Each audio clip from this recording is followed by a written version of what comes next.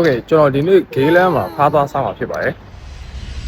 ဒီဖားဆန်မျိုးဆိုင်ကလူများလုံးလို့ထိုင်စရာတော့မလောက်ဘူးဒါပေမဲ့တကယ်ရောဒီလောက်တန်းစီရလောက်အောင်ကောင်းရလားအဲ့ဒါနဲ့ကျွန်တော်ဂေးလန်းလော်နိုင်မှာရှိတဲ့နာမည်ကြီးဖားဆန်မျိုးဆိုင်ကိုတွားခဲ့ပါတယ်ကျွန်တော်ကတော့ Lavender MRT Station Exit B ကနေဒီကားတွေစီးပြီးအခုပြရတဲ့ bus stop မှာပဲဆင်းလိုက်ပါတယ်ဒါပြီးရင် Hoberland ကူးလိုက်တာနဲ့လော်နိုင်ကိုရောက်ပါပြီအဲ့ဆိုလမ်းထဲဝင်သွားတာနဲ့ဒီဆိုင်ကြီးကိုတွေ့ပါလိမ့်မယ်ဒါကတော့ဆိုင်မှာရနိုင်တဲ့ menu တွေပါဒီဆိုင်မှာကျွန်တော်မှာစားခဲ့တာတွေကတော့ ginger spring onion frog plain porridge oyster omelette and zero cod ginger spring onion frog ကတော့အသားနူးပြီး ginger နဲ့ spring onion အနံ့ကောင်းကောင်းထွက်တယ်အနံ့မပြင်းပဲဖားသားစားဘူးတဲ့သူတွေတော့သဘောကျမဲ့ရတာမျိုးပါ plain porridge ကတော့ရိုးရိုးရှင်းရှင်းပဲဖားသားနဲ့တွဲစားလိုက်ရင်တော်တော်လေးလိုက်ဖက်ပါတယ် oyster omelette ကတော့ oyster ရဲ့ juicy texture ကမပြောက်သွားပဲကောင်းကောင်းခံစားလို့ရတယ်ဒါပေမဲ့ဒီလိုရတာမျိုးကိုလူတိုင်းကြိုက်မယ်လို့တော့မထင်ပါဘူးကျွန်တော်ကတော့အစုံစားတဲ့လူမျိုးအဆင်ပြေပါတယ်တခုပြောချင်တာကဒီလိုဆိုင်လေးကိုလာရင် mini fan တစ်ခုလောက်တော့ယူလာတာပိုကောင်းမယ်ထင်ပါတယ်ရာသီဥတုကပူတာရဲ့လူတွေအများများတာရဲ့ဟင်းပွဲတွေရဲ့အပူချိန်မှာပေါင်းလိုက်ရင်တော်တော်လေးကိုပူတယ်ဗျာ